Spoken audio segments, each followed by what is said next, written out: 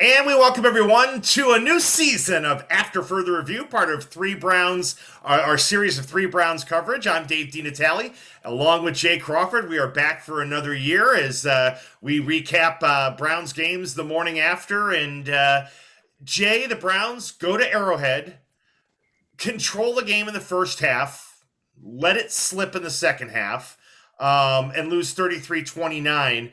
There'll be a lot of little things we're gonna kind of dive into this, but I think you and I top line both kind of feel the same, that we were encouraged from what we saw from the Browns in that loss. Absolutely encouraged. You're not going to go to the Super Bowl by winning week one of this matchup. We knew that coming in. The Chiefs know that. Sure, you'd love to have the win. Every win helps in terms of trying to get home field advantage and win your division and everything else. So, yeah, you'd much rather get the win. And I'm not big on moral victories, but I can take things from defeat. And what I think the biggest takeaway from this defeat, there's two of them. One, we still know that this team can go toe-to-toe with the best team in the conference, the measuring stick in the conference. The Browns now have twice gone to their place and proven they can go toe-to-toe with the top team in the conference. So nothing has changed from that standpoint. I think the other takeaway is a lot of folks are concerned about the defense because most of the big moves that the Browns made off season, free agent-wise and draft-wise, were to improve the defense. And when you watch the game and you compare it to last year, the Chiefs scored 22 last year. They scored 34 yesterday. Now, granted, 7 were a gift on a blocked punt. But I don't want anybody to start thinking about, gloom and doom for the season because the defense is cooked. This defense will come together. It's going to take time. You put a group of individuals together and you essentially put them on the field in game conditions for the first time together, and you're going to see what we saw yesterday. That's going to happen. Now, yeah, there are still carryover pieces from last year, but a lot of those pieces on that defense are new. It's going to take time. I expect by midway through the season, week 8, week 9, somewhere in there, you're going to start to see this defense make real inroads. The pressure is going to start to come. The defensive backfield is going to start to come together. And I think the linebacking core is absolutely going to get better. JOK playing his first game. I think let's wait to judge him for sure. My takeaway is no need to panic. I'll make everybody feel better right now, Dino, and you too. Okay. You could be Aaron Rodgers and the Green Bay Packers this morning. Oh, my goodness. You're right and when was the last time Browns fans were able to say, in a bad way, well, I wouldn't want to be Green Bay today? Right. So, no kidding. They went and got absolutely smoked by a team with a quarterback with a lot of question marks. And I don't even know where they begin on Tuesday. I really don't, or on Wednesday. They're going to look at the film today and they're going to make some adjustments. They'll take tomorrow off, but I don't even know where you begin with that debacle. At least with the Browns, this offense is going to gel. You know that. We saw it in the first half yesterday. They were their own worst enemy in the second half. They're going to fix that. We always talk on this show, Dino, about progressions of franchises. Mm-hmm. And, you go from 0-16, which is base bad. You have to learn to win close games. And they've done that. Then you have to learn to win on the road. They've done that. Then you have to learn to beat good teams in big games. Yeah. And they did that last year. They beat the Steelers at the end of the regular season in a must-win. They beat the Steelers in a playoff game. So they've taken that step. The next step in the progression of this franchise is being able to beat the best teams on the biggest stage. They came close with Kansas City last year. They came close with Kansas City early this year. The good news is we've got 16 weeks to take that next step. Right. We're going to be a year better, a year smarter, and a year wiser by the time we get to them again in January. And I fully expect at some point in January, and I hope it's January 30th, I fully expect the Browns and the Chiefs will do this all over again, only this time it's for the ticket. So I don't think anybody should be panicking yet.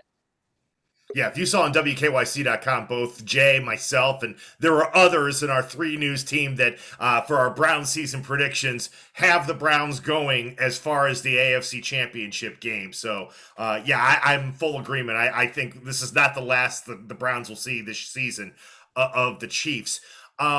Second half is where I want to go with now, and then I'll get to a couple other points from the game. The narrow margin against, as you say, an elite team. You're trying to figure out how to beat an elite team on the biggest stage. You get the Chubb fumble. You get Mahomes making a huge play out of nothing with Tyreek Hill and John Johnson kind of losing Tyreek Hill on that 75-yard touchdown.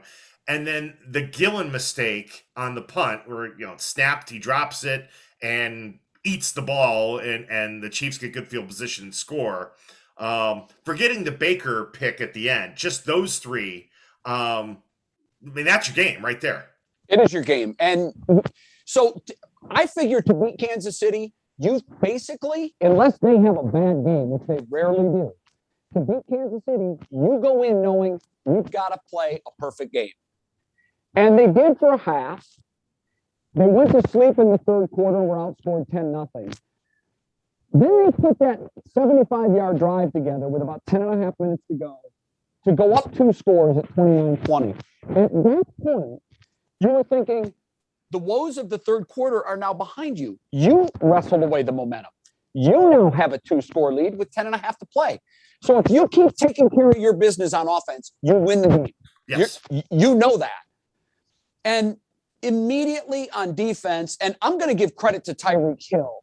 Of course, Mahomes made a great throw just to get the ball out of his hand. But if you compare that throw to most of Mahomes' deep balls, that was a D-. Yes. It was off target. It was fluttering. And quite frankly, if the defensive back had been playing the ball and not the man, it's a pick. Yes. All of that being said, Tyreek Hill made the adjustment. And I'm not taking anything away from Mahomes. I said this after the playoff game last year. The motor to the Kansas City Chiefs, and I know people will disagree with me on this forever. And I hate to say this because it may sound like I'm throwing darts at Mahomes. He is a great player in the top 3 quarterbacks. But if you really want to cut off the head of that beast, you've got to neutralize Tyreek Hill at wide receiver, and few teams have been able to do that. The Browns haven't even come close to doing that. And you've got to stop Kelsey. Right. That was 3/4 of their offense. If you look at the box score, they had over 275 receiving yards yesterday. Now, granted, Mahomes has to throw the ball, but if these guys aren't getting open and running for big yards after the catch, Mahomes can only do so much. So you give him an all-world tight end and you give him an all-world wide receiver, and that's what you get. You get a team that can steamroll other teams offensively. So, again, Mahomes, great player.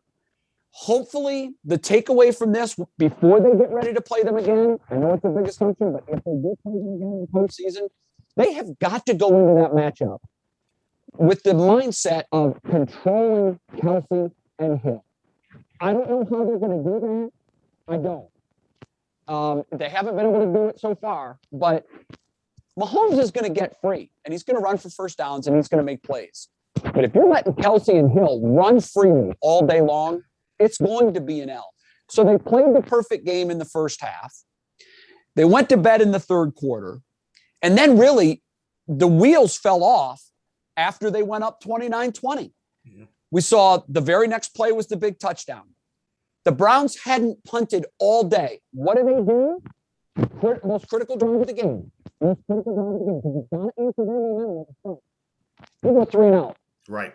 Baker takes a sack. You're behind the sticks. 3 and out. Gillen can't handle the punt. Now you've given him a gift touchdown. They're on the 15-yard line. So there's the ball game. You're absolutely right. But even with that, 33-29, the Browns get the ball back. What do? 3 and out. First play from scrimmage, procedure. So you've got, and you know what? I heard all the right things after the game. Stefanski said it, Baker said it. They don't need us to tell them. They know what happened. In the biggest moments of the game, they shriveled up. Right. They know that. And they know if you do that against most teams, you might be able to get by because they've got that kind of talent. You do that against the Chiefs, it's an L. And they had 3 minutes of the worst football they can play. They didn't pick up any yards. They gave up 2 touchdowns. They had a special teams blunder. 3-minute stretch. That's your game. Right. Even with that, I had been saying on 3rd down when the Chiefs got the ball back after our 3 and out, I said, maybe we can get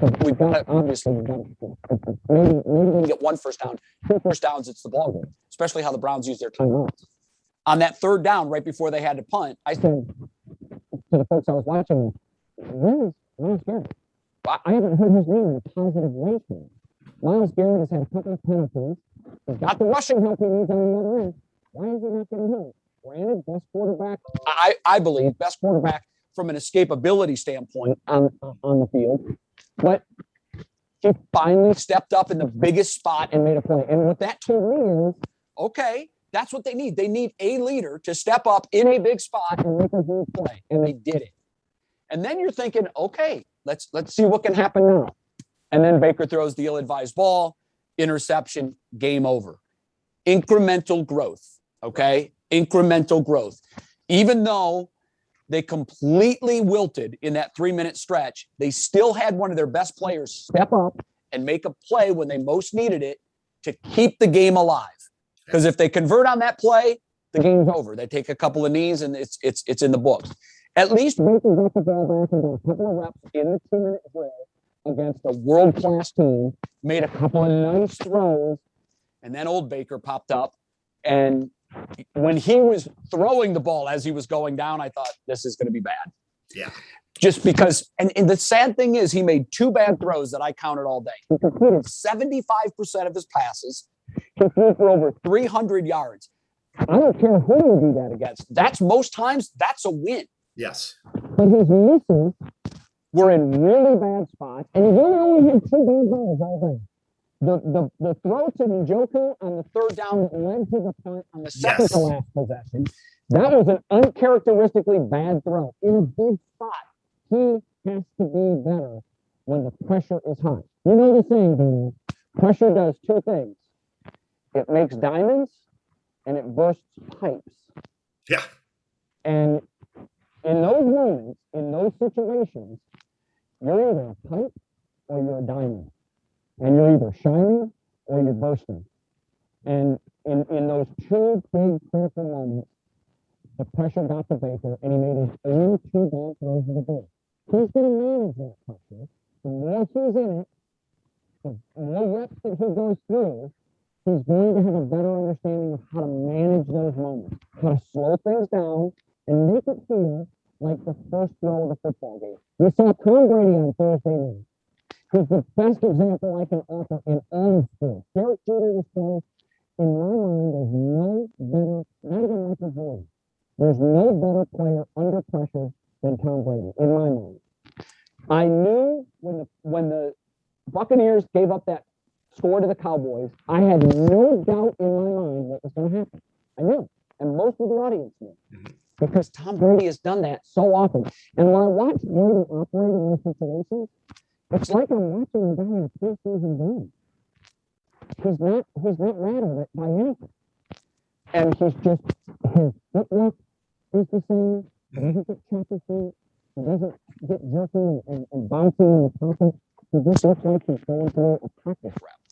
And Baker will get to that point. I'm not saying he'll ever get to the Tom Brady level, but he'll get to the point where those big moments that are either making diamonds or bursting pipes, he'll get to the point where those moments can be controlled internally by him, slowing things down, seeing the field better. We know this guy can do it. We absolutely know he can do it. What we have to see, and I think maybe this is what the Browns are waiting on before they sign that really big check. What they have to see, can he do it consistently in big moments? And that's the only jury in my mind that's out on Baker. Hey, Jay, do me a quick favor. I bring up another point. Just can jiggle your microphone a little bit, or your because it was kind of fading on me there a little bit there. How's that? Oh, much better. Thank you, partner. Okay. Yep. Yeah, no, people on Twitter were saying, even before that last drive, well, this is where Baker's going to earn his $40 million a year. Mm-hmm. And I sat there, I'm like, it's a little unfair, but it's not. If you want to be an elite quarterback, and as you talked about with the Browns, wanting to get to an elite level and Right. be an elite team, those are the situations that you win. Fair or unfair, that's the way it goes. No, listen, there are a lot of things about the NFL that are unfair. I can never use the word unfair with a player who's making $20 million a year, $25 million a year, $30 million a year. Baker is a top 10 NFL quarterback. For him to get the deal that he and his reps want, he's got to be a top 5. In fact, some might say he's got to be a top 3 because this is what is so insane about the NFL. If you're not a top 3 quarterback in the NFL, you're not in the top 10%. True. That's a fact. True. I mean, it's just the numbers bear it out.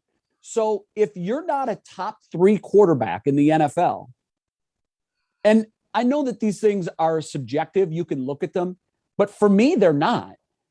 When I watch games, I can see if I've got a quarterback that's going into that category, top 3, in my mind, it's Dak Prescott. I mean, we've seen some things out of Dak recently, especially Thursday night against a great defense. I'm looking at Dak and I'm saying, this is a guy who is starting to manage those big moments. I think he was doing that last year before the injury. So where is there room for Baker right now in the top 3? I don't see it. Right. Not yet. No. Now, in my view, he's easily a top 10, but he's in that 6 through 10 for me. Now, if you're in the top 10, that means you're in the top 33% of the league's quarterbacks. How can you be paid as if you're the best quarterback? Because that's the money he wants is the Mahomes money. It's the big, it's to break the bank money. Right.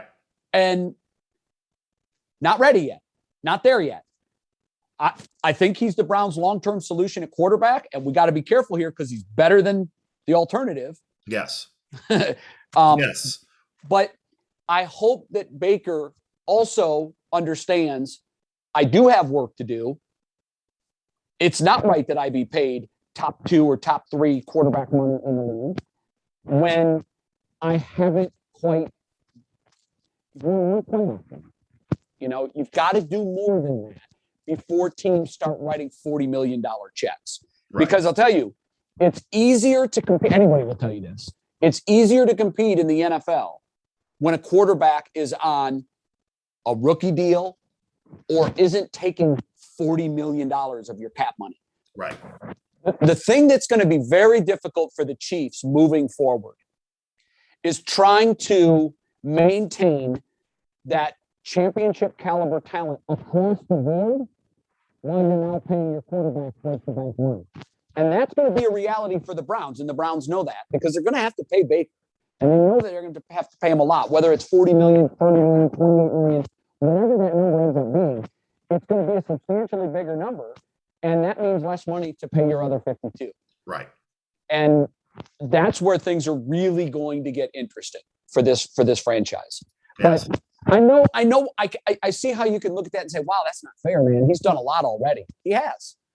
But if you want to be paid best quarterback money, be a best quarterback. And the eye test, most people will tell you with the eye test, Baker's a great quarterback. He's improving. This is year 2 in the same system for the first time. I expect big growth from Baker this year. The fact that he had no touchdown passes yesterday is a little bit of a concern.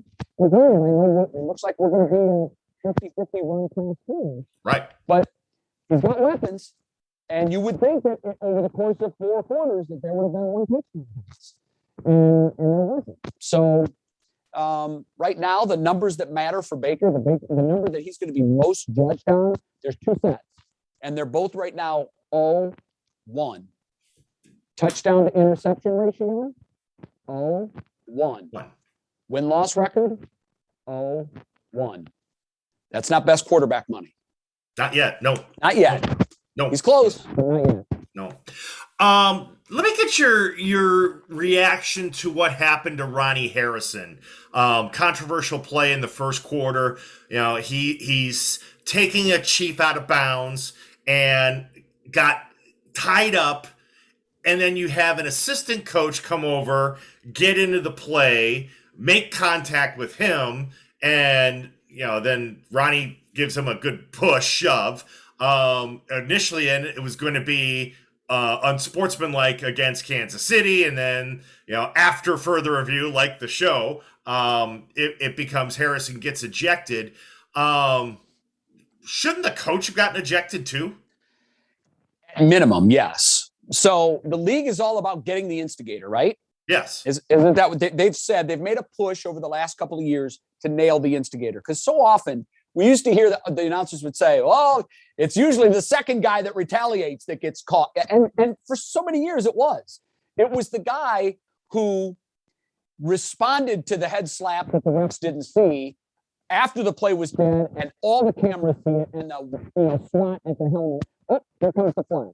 And then you look at the replay and you're like, well, you know what? It was a little bit justified. So the league's made a push to get the instigator, right? That's right.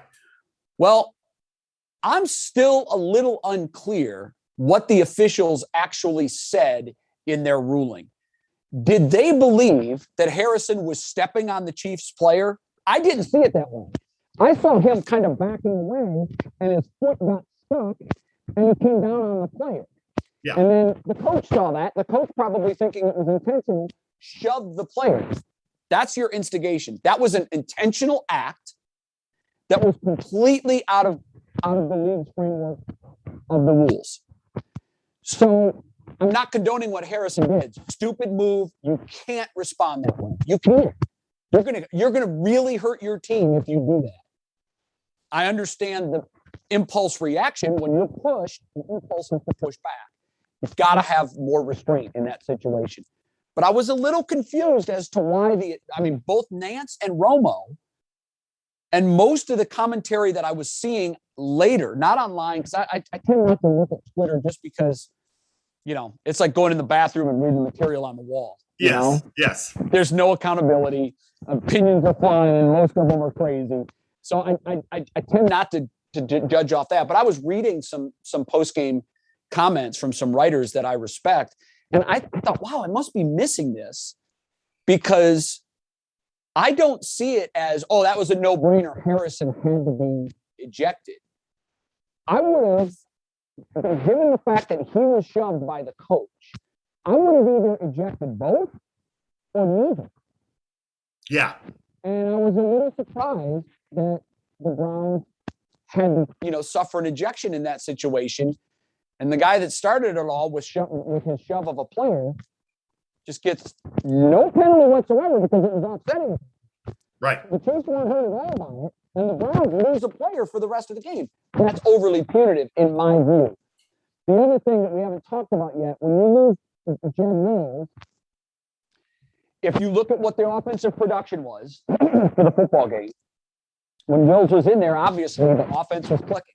I've always said the most important position for any NFL franchise is the left tackle. Yeah. And that guy. He's the bodyguard of the head of the operation. And so if you look at left tackle, you're susceptible to quarterback. If you're strong at left tackle, the quarterback has a lot more confidence in that extra half second to stand in there and throw.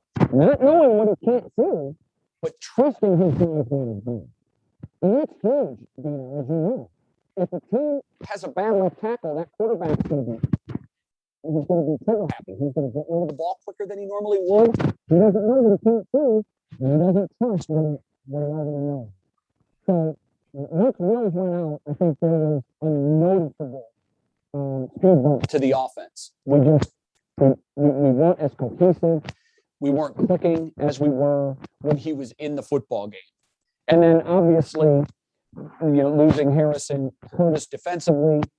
And what I don't understand, and I learned a long time ago, never to judge a player. We don't know what a player's feeling. We don't know how hurt they are. Are they hurt or are they injured? When all the reports leading up to this game was that Odell Beckham was going to play, I saw reports from multiple outlets yesterday morning, Odell Beckham is going to play. When he doesn't play, that's a jolt to everybody. Yep. It's a jolt to fans, but who cares about that? It's a jolt to the coaching staff. It's a jolt to the quarterback. It's a jolt to the entire team. But the tape I've seen of him has been as explosive, if not more explosive than that's a testament to him and a hard work that he put in for his. Oh, bring your mic back out, Jay. We lost you there for a second. Sorry. There you go. So that's a testament to Beckham and how hard he worked to get back from his injury. And I'm not being critical because he's the only one that can tell the coaches. And he told them after pregame workouts, I don't feel I can give you the significant number of snaps you need. Right. So he's inactive. It's a bit of a jolt, a bit of a setback. Everyone thought he was ready. We'd been told for weeks now, he looks great. We've seen for our own two eyes at training camp, he looks great. And then, when he doesn't play, I think that was a big surprise. Yeah, two things with that.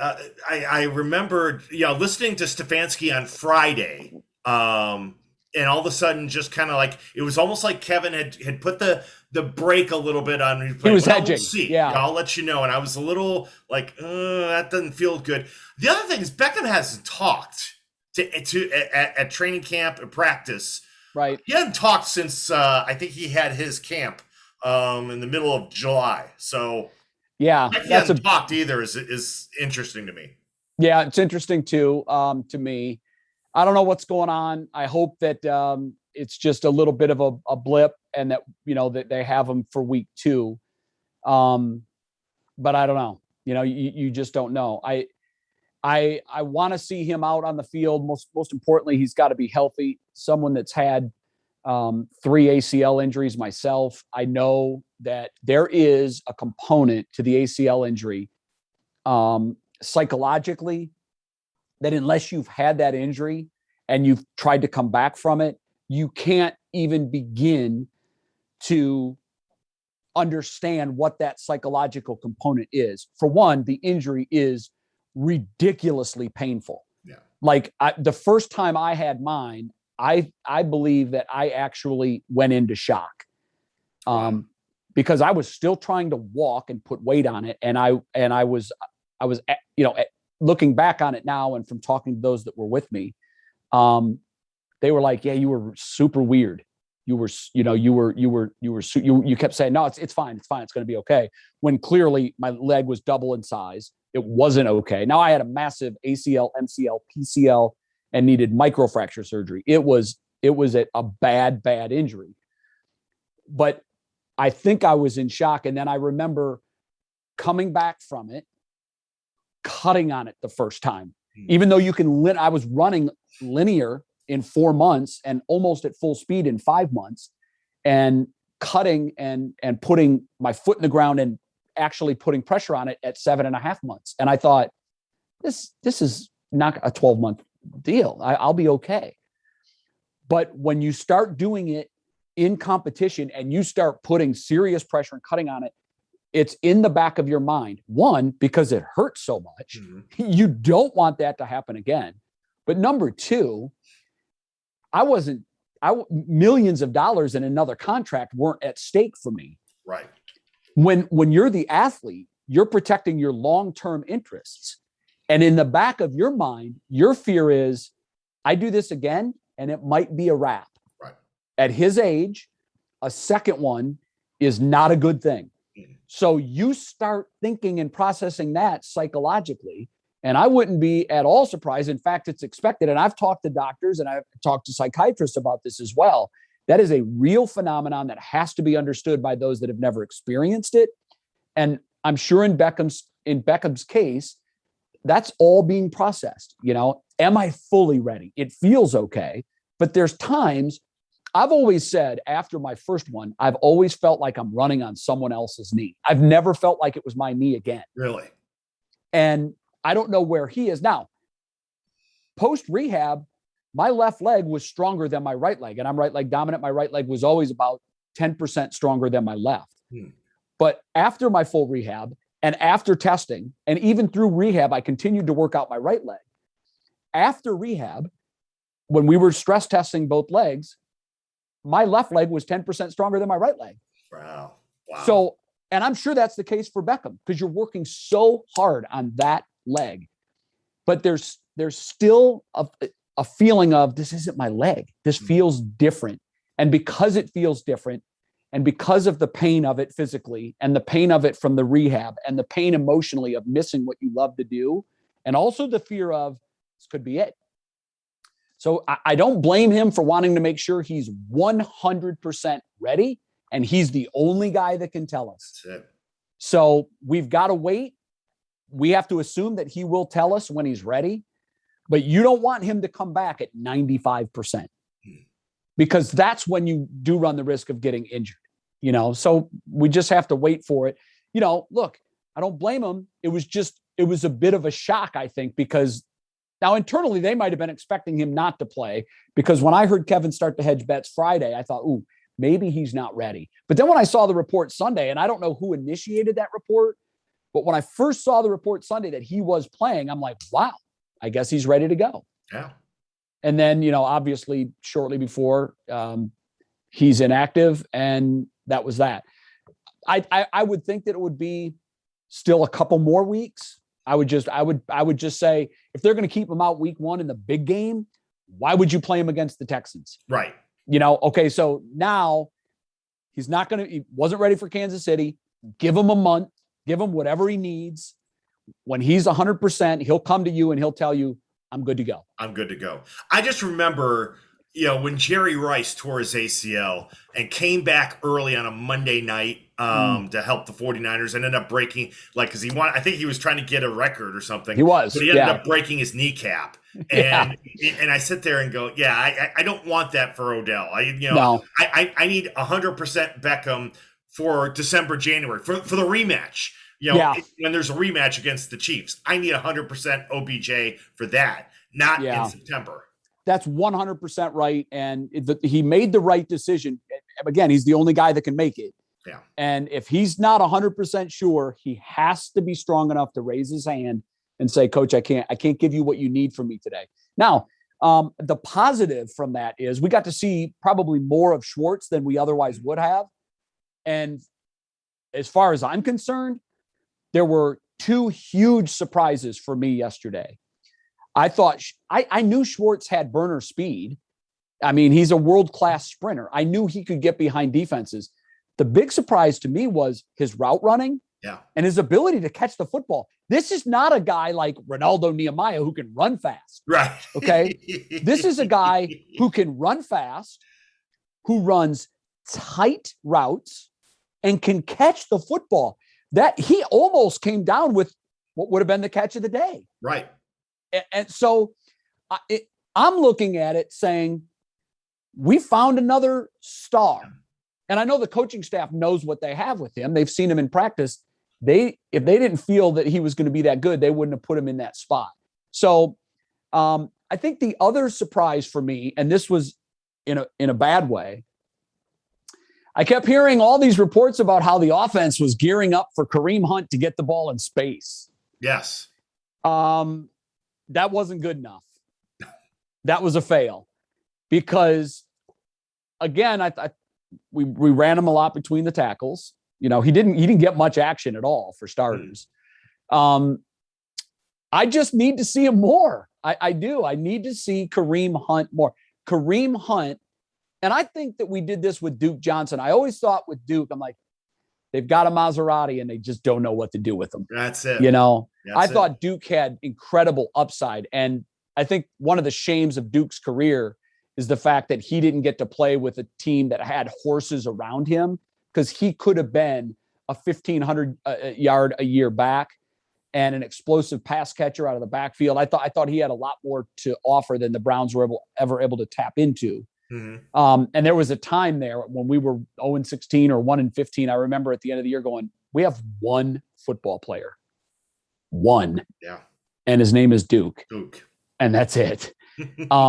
So, but obviously Kareem Hunt is a better caliber player, but I still think that we're not getting the most out of him. And one of the things I was most excited about from training camp reports was there's a lot in this offense that will highlight his abilities, screen passes, getting the ball. I was very impressed with the creativity of the Browns offense yesterday. A+. Oh, me too. I mean, I think what you were looking at yesterday was the resident NFL Einstein when it comes to offensive creativity, and the guy that's going to replace him for a long time in the league as the guy who's looked at as the resident creative Einstein, because he's just doing things that remind me a lot of Andy Reid.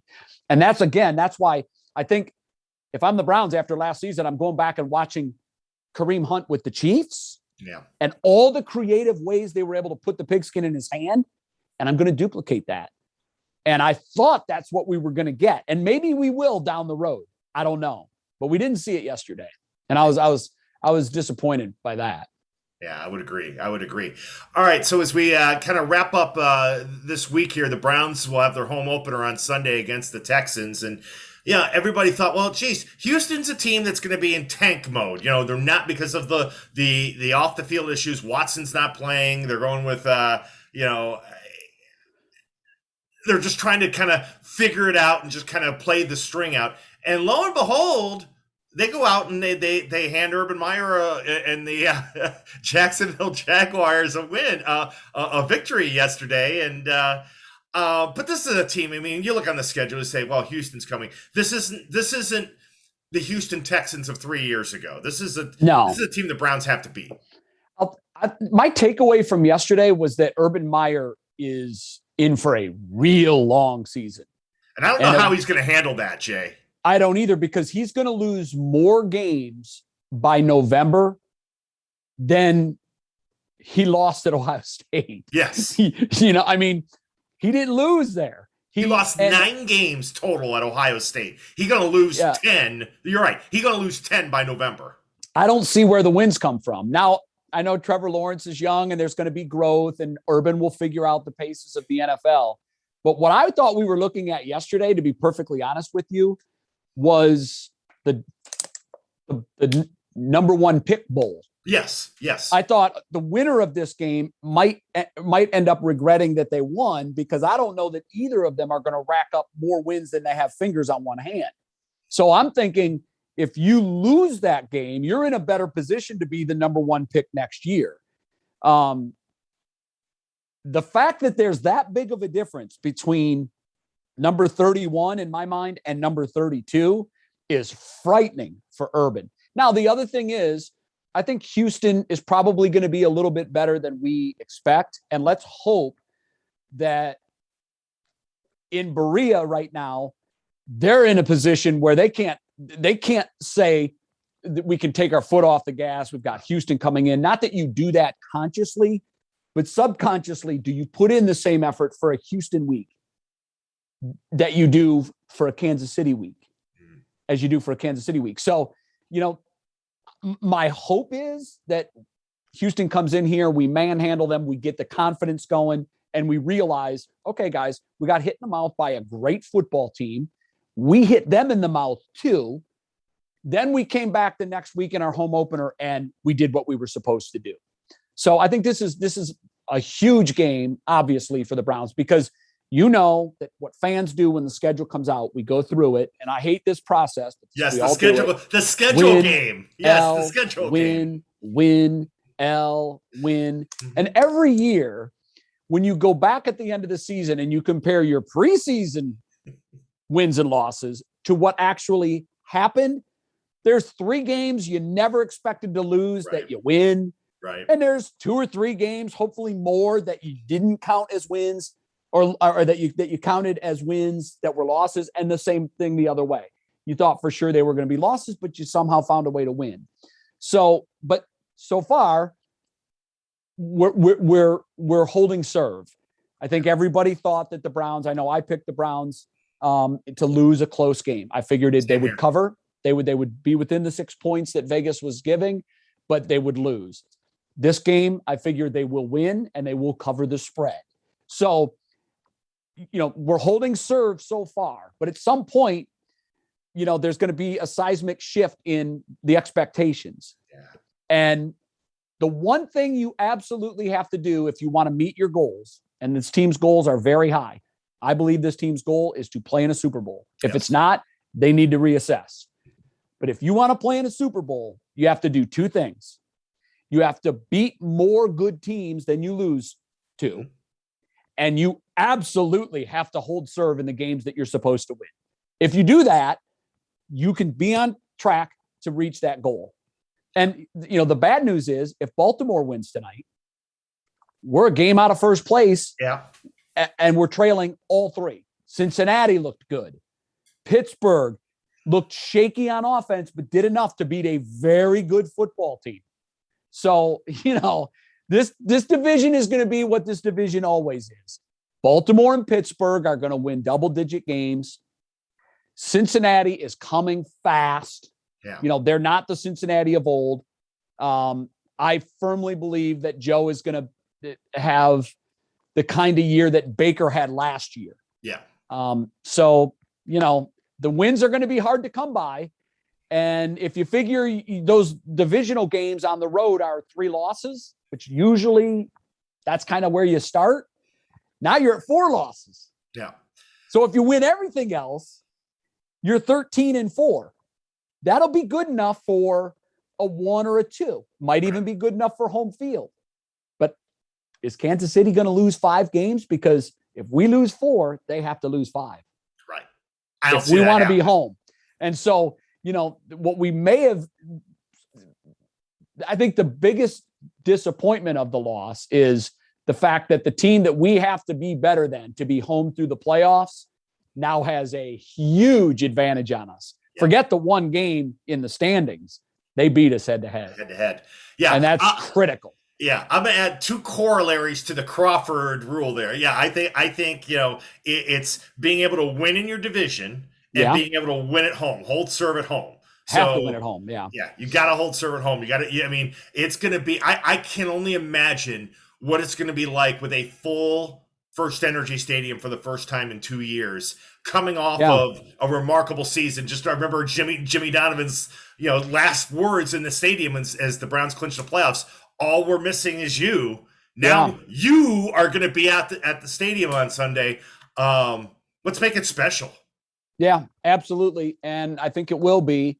And I haven't lost any faith in Kevin Stefanski. I thought that he took the right amount of blame for yesterday. He said we got outcoached, we got outplayed, and he was right on both counts. The Browns lost to a better team yesterday. And if they can say that after all their losses, they're going to get to 13 wins. Yeah. I think they'll get to 13 wins. So, for me, that's kind of the magic number. I think that's what this team is capable of. 12-5 is also a strong possibility. To me, 11-6 would be falling short of what this team is capable of. So, I agree. Look, you take them one at a time. It didn't end the way we wanted it to, but for me, at least, it ended the way I expected it would. Yeah. So, you pick up the pieces and you move forward. And I thought Baker said all the right things in defeat as well. Baker knows. Baker doesn't need anybody to tell him. Chubb always does. Yep. I felt so bad for Chubb because he's the workhorse. We're not in that situation without him. He holds on to the football. That's what he does. Mm-hmm. But yesterday, look, I always say the most important stat in football and maybe any sport is the turnover differential. Yep.